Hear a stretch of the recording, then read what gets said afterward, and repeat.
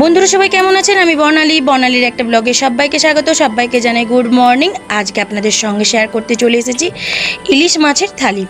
ইলিশ মাছ দিয়ে আমি বিভিন্ন পদ আপনাদের সঙ্গে শেয়ার করব। সেটা কেমন হয়েছে অবশ্যই আপনারা কমেন্ট করে জানাবেন। আমার তো বাড়ির লোক বলেছে খুব সুন্দর হয়েছে। তবে প্রথমেই করে নিচ্ছি ইলিশ মাছের লেজার ভর্তা। তার জন্য অবশ্যই লেজা দরকার। লেজাটা ভালো করে ধুয়ে নিয়ে নুন হলুদ মাখিয়ে নিয়ে আমি সর্ষের তেল গরম করতে বসিয়ে দিয়েছি। সেই সর্ষের তেলে দিয়ে দিয়েছি ইলিশ মাছটা। ইলিশ মাছটাকে আমি উল্টে পাল্টে ভালো করে ভেজে নেব। তারপরে আমি দিয়ে দিচ্ছি কুচিয়ে রাখা পেঁয়াজ। প্রথমে আপনারা লঙ্কাটাও ভেজে নিতে পারেন, তবে প্রথমে আমি পেঁয়াজ দিয়ে দিয়েছি। তারপরে দিয়ে দিয়েছি ছাড়িয়ে রাখা রসুনগুলো একটু ভাজা ভাজা হয়ে গেলে সেই তেলেতেই দিয়ে দেবো শুকনো লঙ্কা 3টে। একসঙ্গে এই শুকনো লঙ্কা পেঁয়াজ রসুন ভালো করে ভেজে তুলে নেব। তারপরে শিলবাটাটা ভালো করে ধুয়ে নিয়েছি। ধুয়ে ইলিশ মাছটাকে এইভাবে থেতো করে নিচ্ছি যাতে কাঁটাগুলো বেরিয়ে যায় আর আমি হাতে করে ভালো করে ছাড়িয়ে নিতে পারি। লেজাতে তো এমনিতেই কাঁটা থাকে, আবার ইলিশ মাছের লেজাতে আরোই কাঁটা থাকে, তাই কাঁটাগুলো পরিষ্কার করে নিচ্ছি যাতে খেতেও না অসুবিধা হয় আর হাতেও না আমার লাগে যখন আমি ভর্তাটা করব। তারপরে এই যে লঙ্কাগুলোকে আমি এইভাবে থেতো করে নিচ্ছি। তারপরে যে রসুনগুলো ভেজে রেখেছি সেই রসুনগুলোকেও এইভাবে একইভাবে থেতো করে নেব। এইভাবে থেতো করে নিলে আমাদের ইলিশ মাছের ভর্তাটা আরও বেশি সুন্দর খেতে লাগবে। তারপরে আমি কুচিয়ে রেখেছিলাম কাঁচা পেঁয়াজ, সেটাকেও দিয়ে ভালো করে একই সঙ্গে মাখিয়ে নিচ্ছি। যেহেতু পেঁয়াজ রসুন কাঁচা আর লঙ্কা এগুলো ভেজে রেখেছিলাম আর কাঁচা পেঁয়াজ দিয়েছি, সেহেতু এই কাঁচা পেঁয়াজটাকে একটু না ভালো করে মাখিয়ে নিলে নরম হবে না। এইভাবে মাখাতে মাখাতে দেখবেন যে কাঁচা পেঁয়াজটা ভালোভাবে নরম হয়ে গেছে। অবশ্যই একটু লবণ দিয়ে মাখিয়ে নিতে হবে। তারপরে যে মাছটাকে ছাড়িয়ে রেখেছিলাম ভালো করে, সেই মাছটাকে ভালো করে এইভাবে মাখিয়ে নিচ্ছি। তো আমাদের মাখিয়ে নিলেই একদম ভর্তা রেডি হয়ে যাবে ইলিশ মাছের। আর ইলিশ মাছের ভর্তাটাকে একটু সুন্দর দেখানোর জন্যে আমি এই ইলিশ মাছের ভর্তাটাকে একটু লেজার শেপ দিলাম। এটা অবশ্যই আমি একটা ভিডিওতে দেখেছিলাম, যেটা দেখে আমার খুব ভালো লেগেছিল, সেটাই আপনাদের সঙ্গে শেয়ার করলাম।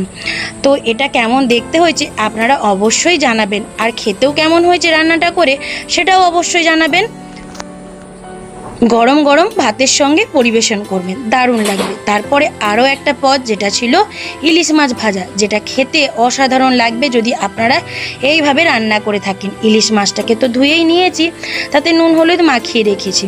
তারপরে এখানে নিয়েছি কুচানো পেঁয়াজ আর লবণ। কুচানো পেঁয়াজ আর লবণটাকে ভালো করে মাখিয়ে নিয়ে মাছের সঙ্গে এইভাবে মাখিয়ে নিচ্ছি। আর যে দুটো কাঁচা লঙ্কা রয়েছে সেটাকেও এইভাবে মাখিয়ে নিয়ে কিছুক্ষণের জন্য আমি রেখে দেবো। তারপরে কড়াতে আমি সর্ষের তেল গরম করতে দিয়ে দিয়েছি। সেই সর্ষের তেলে দিয়ে দেবো মাছগুলোকে। তবে প্রথমে আমি পেঁয়াজগুলো দেবো না, কারণ পেঁয়াজগুলো তাহলে কালো হয়ে যাবে, সেটা খেতে তেতো তেতো লাগবে। যদিও দু একটা যেগুলো লেগে রয়েছে সেগুলো একটু কালো হবে, কিন্তু তাহলে উল্টে পাল্টে এইভাবে আমি ভেজে নিচ্ছি। তারপরে যে পেঁয়াজগুলো রেখেছিলাম আর কাঁচা লঙ্কাটা রেখেছিলাম মাখিয়ে, সেটাকে আমি দিয়ে দিলাম। দিয়ে উপর থেকে দিয়ে একটু উল্টে পাল্টে ভেজে তুলে নিলেই আমাদের ইলিশ মাছ ভাজা একদম রেডি হয়ে যাবে, যেটা কিনা বরিশালের ইলিশ মাছ ভাজা। তবে এই ইলিশ মাছ ভাজাটা গরম ভাতে আপনারা খাবেন, দেখবেন দারুণ লাগবে, আর অন্য কিছু লাগবে না। তবে যদিও আমি এটা থালি হিসাবে আপনাদের সঙ্গে পরিবেশন করছি, যেটা একে অপরকে টক্কর দেবে, যে এ বলে আমায় খা আর ও বলে আমায় খা, মানে দেখ নয় মানে খা বলবে। তো যাই হোক, ইলিশ মাছটা আমি গরম ভাতের সঙ্গে নিয়ে নিয়েছি। আর এই যে মাছের ডিম আলা ছিল, যে মাছের ডিমটা ছিল সেটা তো আমি আর আলাদা করে রাখিনি, ওই পেটিতেই ছিল, যেটা খেতে অসাধারণ লাগছিল। এই যে মাছের ডিমটা এই রকম দেখতে লাগছে, সেটা গরম ভাতেতে আর এই পেঁয়াজ ভাজা দিয়ে ভালো করে মাখিয়ে নিয়ে আপনি খেয়ে দেখবেন, যেন মনে হবে আর কিছুই লাগবে না, খেতে যা সুন্দর লাগছে। তো আমাদের ইলিশ মাছ যখন আমরা কাটি, ইলিশ মাছের তো তেল থাকে, আপনারা সবাই জানেন, সেই তেলটাকে আমরা ফেলে দেবো? ইলিশ মাছের কোনো জিনিসটাই ফেলার নেই, সব জিনিসটাই খাওয়া যায়। একদম ইলিশ মাছের এই তেলটাকে আমি অল্প তেলে ভালো করে উল্টে পাল্টে ভেজে নিচ্ছি। তবে এটা নুন মাখানা ছিল, আগেই বলে দিলাম, তাই আর লবণ দেওয়ার প্রয়োজন নেই। ভালো করে ভাজা হয়ে গেলে ঠান্ডা করে বাটিতে রেখে দেবেন, যেটা আপনারা গরম ভাতেতে খেতে খুব ভালো লাগবে।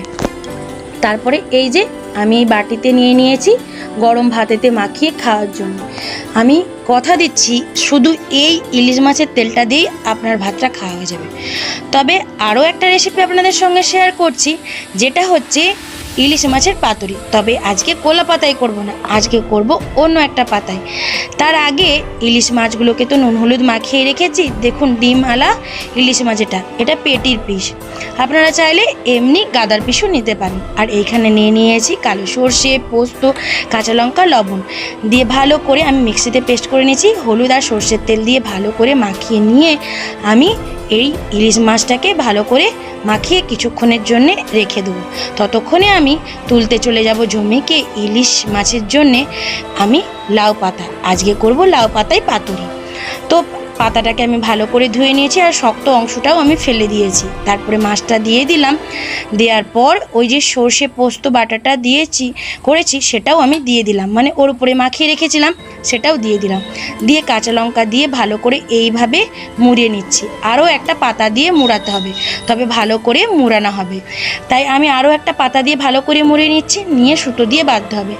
তবে আপনাদেরকে বলে রাখি, যেহেতু আমি এক হাতে ফোন ইউজ করছি আর এক হাতে কাজ করছি, তাই জন্য আপনাদেরকে আমি সুতো বাঁধাটা দেখাতে পারলাম না। তবে সুতোটা যারা বাঁধতে জানে তারা এইভাবে বেঁধে নিতে পারবেন, যে খুঁড়িয়ে পেঁচিয়ে ভালো করে একটু বেঁধে নিলেই হবে। তবে আরও একটা মাছ আমি ভালো করে বেঁধে নিয়েছি। তারপরে তাওয়াতে আমি সর্ষের তেল গরম করতে দিয়ে দিয়েছি। তারপরে এই যে বেঁধে রেখেছি মাছটাকে আমি লাউ পাতা দিয়ে সেটাকে দিয়ে ঢাকনা দিয়ে ঢেকে মিডিয়াম আঁচে আমি এক দিকটা ভাজা হওয়ার পর অপর দিকটা উল্টে পাল্টে ভেজে নেব। দেখুন আমার এক দিকটা ভাজা হয়ে গেছে। আপনারা বারবার উল্টাবেন না, তাহলে কিন্তু পাতাগুলো ছিঁড়ে যেতে পারে।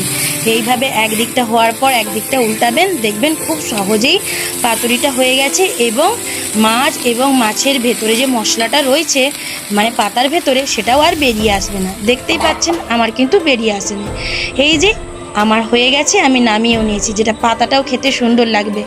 তারপর সুতোগুলো কেটে আমি একটা থালা নিয়ে নিয়েছি, মানে পাত্র নিয়েছি, তাতে আমি গরম ভাত আর ওই যে মাছের তেলটা রয়েছে সেটা বাটিতে নিয়ে নিয়েছি, ইলিশ মাছের লেজার ভর্তা আর পেঁয়াজ দিয়ে বরিশালের মাছ ভাজা, আর নিয়েছি আমি লাউ পাতায় ইলিশ পাতুরি, যেটা খেতে অসাধারণ হয়েছিল।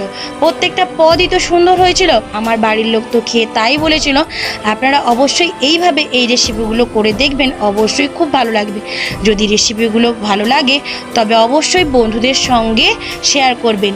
আমি চাই আপনারা বেশি বেশি করে শেয়ার করুন, আমাকে আরও এগিয়ে নিয়ে চলুন। আমি এইভাবেই যেন নতুন নতুন রেসিপি বা অন্য কিছু রেসিপি ট্রাই করতে পারি।